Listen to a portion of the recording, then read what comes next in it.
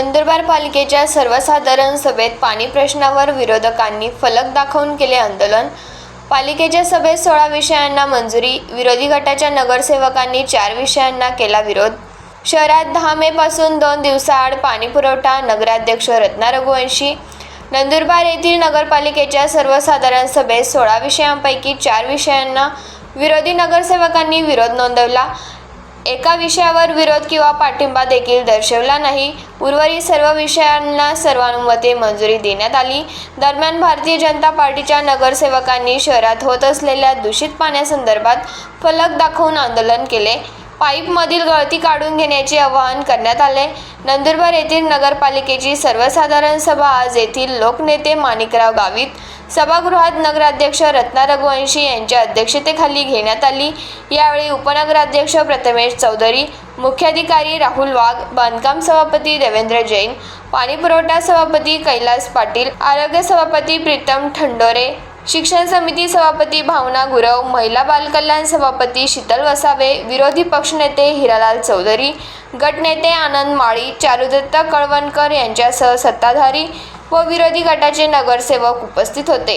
दरम्यान सत्ताधारी व विरोधी गटातर्फे देण्यात आलेली माहिती जाणून घेऊया। किती विषय? 16 विषय वीरच्या क्रमांक 4 त्यांचा विरोध आहे।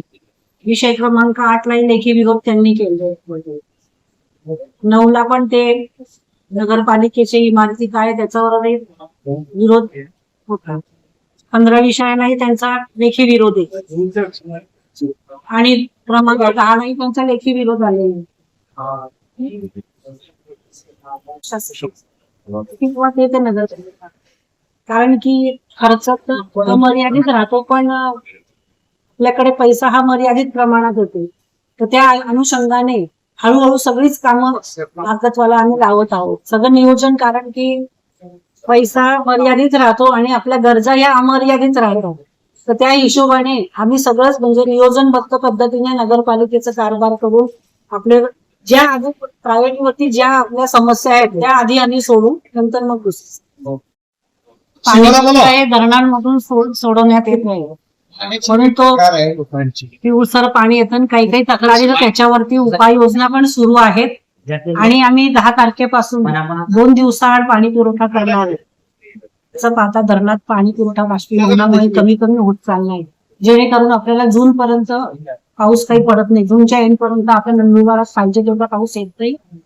जुलै ऑगस्ट मध्येच पावसाचं प्रमाण हे थोडंफार प्रमाणात सुरू होतं। त्या अनुषंगाने भविष्याचा थोडासा 2 महिन्याचा परत विचार करून मे जून जुलै, तर मे तर सुरूच आहे, जून जुलै पर्यंतचा भविष्याचा विचार करून 10 तारखेपासून 2 दिवसाआड पाणी पुरवठा होणार आहे। तरी माझ्या म्हणजे सगळ्याच नंदुरबारकर वासियांना विनंती आहे की पाण्याचा अपव्यय टाळावा। म्हणजे काही काहींच्या टाक्या वाहतात, त्या टाक्या वाहनं बंद करून द्यायच्या।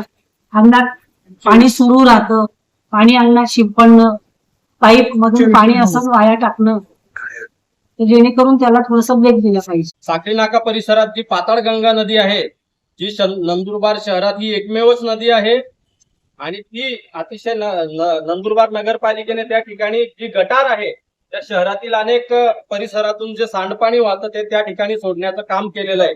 आणि ते सांडपाणी त्या विहिरींच्या माध्यमातून, शेतींच्या माध्यमातून, अन्नधान्यांच्या माध्यमातून, बोरिंगच्या माध्यमातून शहरातील नागरिकांच्या शरीरात जाऊन घातक परिणाम करू शकतं, अशा प्रकारची शंका आम्ही त्या ठिकाणी उपस्थित केलेली आहे। तसेच नंदुरबार शहराला पाणी पुरवठा करणारी जी मुख्य पाईपलाईन आहे ती सुद्धा त्या गटार जलातून जाते आहे। ज्याप्रमाणे नंदुरबार नगरपालिकेने आता म्हटलेलं आहे की जे गिरचक धरण आहे त्या ठिकाणी पाण्याची पातळी कमी झाल्यामुळे दूषित पाणी येत आहे, परंतु आम्हाला असं वाटतं की जी पाईपलाईन, जी मुख्य पाईपलाईन आहे ती ज्या गटार जलातून गेलेली आहे, कदाचित त्या ठिकाणी कुठेतरी लिकेज असावं आणि ते दूषित पाणी हे नंदुरबारात पुरवठा होत असावं। अशा प्रकारे नागरिकांच्या जीवाशी खेळण्याचा कारभार या नगरपालिकेने चालवलेला आहे। त्यांना त्यांचे मते घ्यावेशी वाटतात, परंतु त्यांच्या जीवाशी त्यांना कुठल्याही प्रकारचं घेणं देणं नाही। आणि म्हणून आज रोजी आम्ही या नंदुरबार नगरपालिकेच्या, या नंदुरबारच्या सत्ताधाऱ्यांचा या ठिकाणी जाहीरपणे निषेध करतो। पत्रकार मित्रांचं स्वागत करतो। आज 11 वाजता नंदुरबार नगरपालिकेच्या सभागृहात सर्वसाधारण सभेचे आयोजन करण्यात आले होते. एकूण 16 ह्या विषय होते. त्यापैकी 4 नंबरचा जो विषय होता की पर्यटन विभागातून जे आपलं झराई इथे पर्यटन स्थळ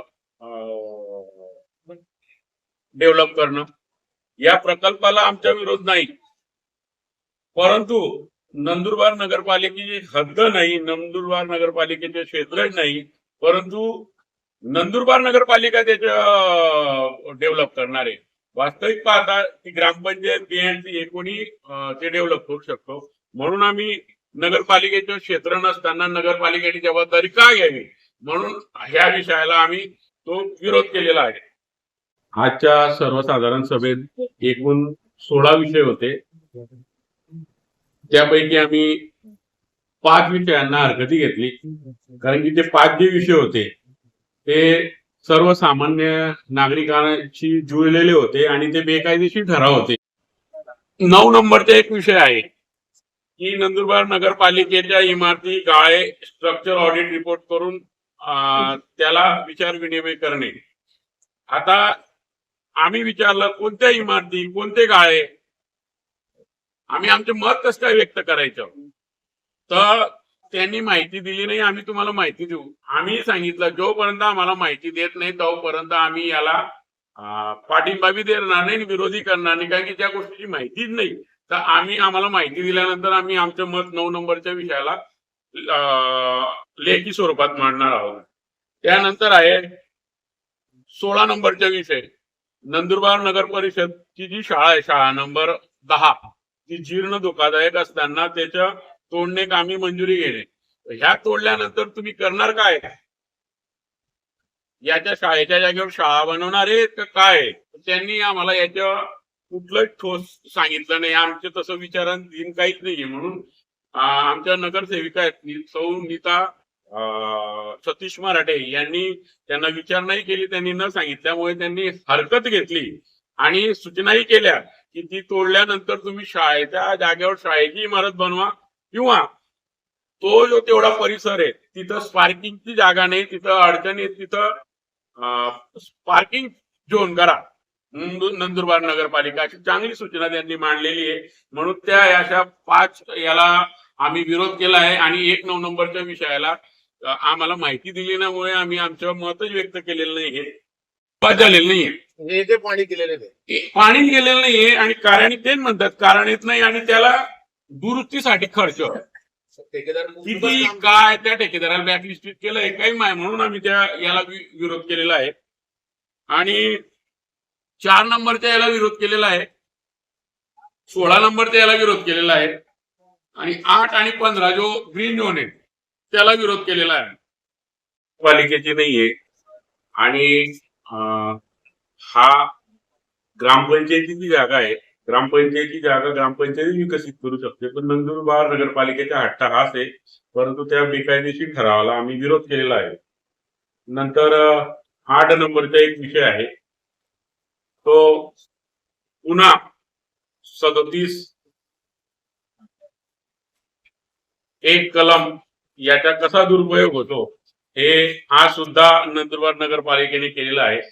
37 एक कलम हा किरकोळ दुरुस्ती याच्यासाठी हा कलम आहे, परंतु ग्रीन झोन आरक्षण काढून त्याला येलो झोन करण्याचा हा जो सिटी सर्वे क्रमांक 352/2 आणि दुसरा आहे 273/2/1 हे शेती विभागातून वळून रहिवास विभागात समाविष्ट करणे, याला आम्ही हरकत घेतली आहे. कारण की नंदुरबार नगरपालिकेला 37 एक कलम अंतर्गत हा अधिकारच नाहीये, तो मंत्रालय स्तरावरचा आहे. परंतु कसं बेकायदेशीर करावा आणि 37 एकचा जो कलम आहे त्याचा एवढा दुरुपयोग करत आहे.